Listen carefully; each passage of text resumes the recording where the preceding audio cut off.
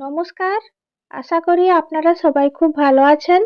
Cooking and my village চ্যানেলে একটি নতুন পর্বে আপনাদের সবাইকে স্বাগত জানাই। নতুন রান্নার ভিডিও নিয়ে আপনাদের সামনে চলে এসেছি। আজকে রান্না করব ব্রোকলি। আপনারা ভিডিওটি অবশ্যই শেষ পর্যন্ত দেখতে থাকুন। আশা করি রান্নার ভিডিওটি আপনাদের ভালো লাগবে। আর ভিডিওটি যদি ভালো লেগে থাকে সাবস্ক্রাইব করে পাশে থাকবেন। রান্নার জন্য সব জোগাড় করে নিয়েছি। দেখতেই পাচ্ছেন ব্রোকলি ছোট ছোট করে কেটে নিয়েছি। আর এই ব্রোকলি বাজারের কেনা ব্রোকলি নয়, আমাদের বাড়ির বাগানেই হয়েছিল। বাগান থেকে তুলে এনে ছোট ছোট করে কেটে নিয়েছি আর পরিষ্কার জল দিয়ে ভালো করে ধুয়ে নিয়েছি। আপনারা তো বাড়িতে ব্রোকলি রান্না করে থাকেন, তবে আজকে আমি কিভাবে রান্না করি আপনারা ভিডিওটি অবশ্যই শেষ পর্যন্ত দেখতে থাকুন। আর ব্রোকলি রান্নাতে আরও কিছু সবজি দেব। দেখুন মটরশুঁটি নিয়েছি, খোসা ছাড়িয়ে ভালো করে ধুয়ে নিয়েছি। আর নিয়েছি গাজর, বিনস আর আলু। গাজরগুলোকে ডুমো ডুমো করে কেটে নিয়েছি। আর নিয়েছি ক্যাপসিকাম, ক্যাপসিকামকেও চৌকো চৌকো করে ডুমো ডুমো করে কেটে নিয়েছি। আর নিয়েছি বিনস, নিয়েছি আলু, আলুগুলোকেও একইভাবে ডুমো ডুমো করে গাজরের মতো কেটে নিয়েছি। এই সবজিগুলোকেও ভালো করে ধুয়ে পরিষ্কার করে নিয়েছি। প্রথমে অল্প তেল দিয়ে সবজিগুলোকে আমি হালকা ভেজে নেব, যাতে সবজির কাঁচা গন্ধ চলে যায়। তাই কড়াই বসিয়ে দিয়েছি। কড়াইতে দিয়ে দিলাম পরিমাণ মতো সর্ষের তেল। তেল ভালোভাবে গরম হয়ে গেছে। এই পর্যায়ে প্রথমে দিয়ে দিচ্ছি কেটে রাখা আলু, আর একই সঙ্গে দিয়ে দেব কেটে রাখা গাজর। আলু ও গাজর প্রথমে কিছুটা কষিয়ে নেব, তারপর বাকি সবজিগুলো দেব। আলু ও গাজর দেওয়া হয়ে গেছে। এবার নাড়াচাড়া করে ভালোভাবে কষিয়ে নিচ্ছি। আজকে সবজিগুলোকে ভাজার সময় লবণ বা হলুদ ব্যবহার করছি না। অল্প তেল দিয়ে সব সবজিগুলোকে একসঙ্গেই কষিয়ে নেব। আর একদম হালকাভাবে কষাবো, বেশি ভাজা করব না, তাহলে সবজির পুষ্টিমূল্যটা বজায় থাকবে। দেখতেই পাচ্ছেন নাড়াচাড়া করে আলু আর গাজর কিছুটা কষিয়ে নিয়েছি। আলু ও গাজর সেদ্ধ হতে একটু বেশি সময় লাগে, তাই প্রথমে আলু ও গাজর কষিয়ে নিয়েছি একটু। তারপর এক এক করে বাকি সবজিগুলো দিয়ে দিচ্ছি। দিয়ে দিচ্ছি কেটে রাখা বিনস, দিয়ে দিচ্ছি কেটে রাখা ব্রোকলি। বাগানের একদম টাটকা তুলে আনা ব্রোকলি, তাই ব্রোকলিগুলো কষানোর সময় হালকা জল ছাড়বে। সব ব্রোকলিগুলো দেওয়া হয়ে গেল। এই পর্যায়ে দিয়ে দিলাম কেটে রাখা ক্যাপসিকাম। আর মটরশুঁটিগুলো আলাদাভাবে ভাজবো না, একেবারে রান্নাতেই ব্যবহার করব, তাই এখন দিলাম না। এবার সব সবজিগুলোকে হালকা হাতে নাড়াচাড়া করে দিচ্ছি। এই পর্যায়ে 2 থেকে 3 মিনিট আমি ঢাকা লাগিয়ে দেব, তাহলে সবজি থেকে জল ছাড়বে আর কিছুটা সেদ্ধও হয়ে যাবে। প্রায় 3 মিনিট মতো ঢাকা লাগিয়ে রেখেছিলাম। এই পর্যায়ে ঢাকনা খুলে নিয়েছি 3 মিনিট পর। আর দেখতেই পাচ্ছেন সবজি থেকে অনেকটাই জল ছেড়েছে। এবার আমি খুন্তি দিয়ে ভালোভাবে নাড়াচাড়া করে সবজিগুলোকে ওপর নিচ করে দিচ্ছি আর সবজিগুলোকে কষিয়ে নিচ্ছি হালকা। এই সময় আঁচ আমি কমিয়ে রেখেছি। কিছু সময় পর দেখতেই পাচ্ছেন সবজি থেকে যে জল বেরিয়েছিল সেই জলটা শুকিয়ে গেছে আর সবজিগুলোর কাঁচা গন্ধও খুব ভালোভাবে চলে গেছে। কিছু সময় ঢাকা লাগিয়ে রাখার জন্য সবজিগুলো হালকা সেদ্ধও হয়ে গেছে। আর ব্রোকলি ডুবো তেলে ভেজে রান্না করলে পুষ্টিমূল্য ঠিক থাকে না। দেখতেই পাচ্ছেন সবজিগুলো হালকা কষানো হয়ে গেছে। এই পর্যায়ে তুলে নিচ্ছি। আবারও একই কড়াইতে রান্নার জন্য দিয়ে দিচ্ছি পরিমাণ মতো তেল। তেল গরম হয়ে গেছে। দিয়ে দিলাম কিছুটা গোটা গরম মশলা, হালকা থেতো করে নিয়েছিলাম। আর দিয়ে দিলাম গোটা জিরে ফোড়ন।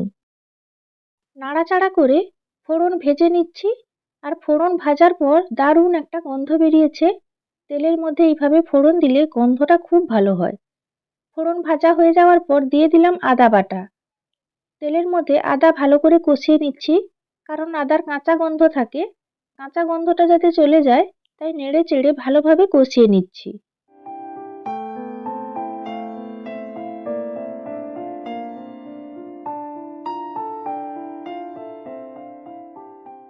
নাড়াচাড়া করে আদা কষিয়ে নিয়েছি, কাঁচা গন্ধ চলে গেছে। এই পর্যায়ে দিয়ে দিলাম পেঁয়াজ বাটা আর কাঁচা লঙ্কা চেরা। দিয়ে দিলাম একটা বড় সাইজের টমেটো কুচি করে।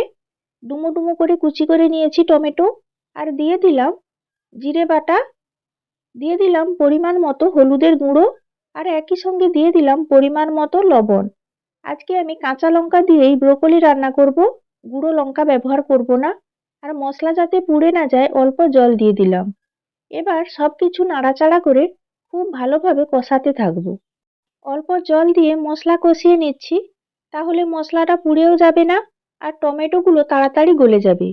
যত সময় পর্যন্ত না টমেটো ভালোভাবে গলে যাচ্ছে তত সময় পর্যন্ত মশলা ভালোভাবে কষাতে থাকবো।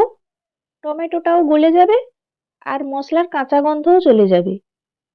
কিছু সময় পর দেখতেই পাচ্ছেন টমেটো পুরোপুরি গলে গেছে আর মশলাটাও প্রায় কষানো হয়ে এসেছে, কালার খুব ভালো এসছে।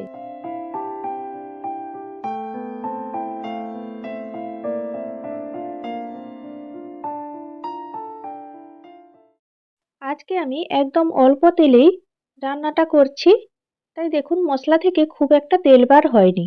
মশলা ভালোভাবে কষানো হয়ে গেছে। এই পর্যায়ে ভেজে রাখা সবজিগুলো সব দিয়ে দিলাম, আর এই ভেজে রাখা সবজিগুলো দেওয়ার সঙ্গে সঙ্গেই আমি দিয়ে দিচ্ছি মটরশুঁটি। আপনারা তো দেখেইছেন মটরশুঁটিগুলোকে আমি আলাদাভাবে ভাজিনি।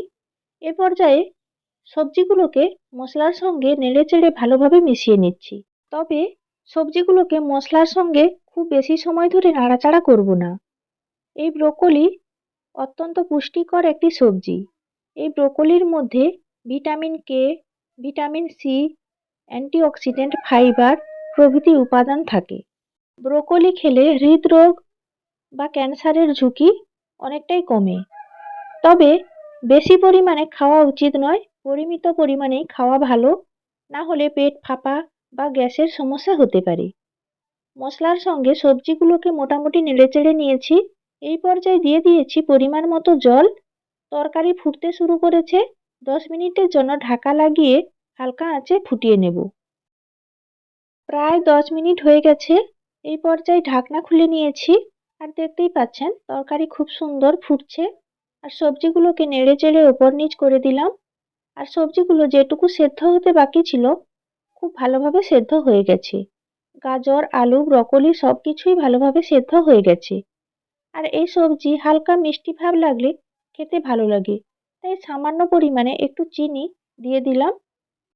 চিনি দেওয়ার পর নাড়াচাড়া করে খুব ভালোভাবে সবজির সঙ্গে মিশিয়ে নিচ্ছি।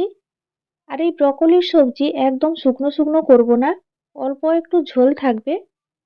আর দেখতেই পাচ্ছেন বেশ মাখো মাখো হয়েছে রান্নাটা। এই পর্যায়ে উপর থেকে ছড়িয়ে দিচ্ছি ধনিয়া পাতা কুচি। আর আপনারা তো সবাই জানেন ধনিয়া পাতা দিলে রান্নার শেষে গন্ধটা বেশ ভালো হয়। আবার অনেকে এই ধনিয়া পাতা খেতে পছন্দ করেন না। আপনারা চাইলে ধনিয়া পাতা নাও ব্যবহার করতে পারেন। আমাদের বাড়ির সবাই ধনিয়া পাতা খায় তাই দিয়েছি, আপনারা নাও দিতে পারেন। ব্রকলির সবজি রান্না হয়ে গেছে, এবার বাটিতে তুলে নিচ্ছি। তৈরি হয়ে গেছে ব্রকলির স্বাস্থ্যকর সবজি। ব্রকলি একটি পুষ্টিকর সবজি, তাই আপনারাও বাড়িতে এইভাবে ব্রকলি রান্না করে খাবেন আর সবাইকে খাওয়াবেন। আমাদের শরীরে অনেক উপকারে লাগে। আশা করি ব্রকলি রান্নার ভিডিওটি আপনাদের ভালো লেগেছে। আর ভিডিওটি যদি আপনাদের ভালো লেগে থাকে লাইক, শেয়ার ও কমেন্ট করে পাশে থাকার অনুরোধ রইল। এই ব্রকলির সবজি ভাতের সঙ্গে খেতে তো ভালোই লাগে, আবার রুটির সঙ্গেও আপনারা এই ব্রকলির সবজি খেতে পারেন, খুব ভালো লাগবে।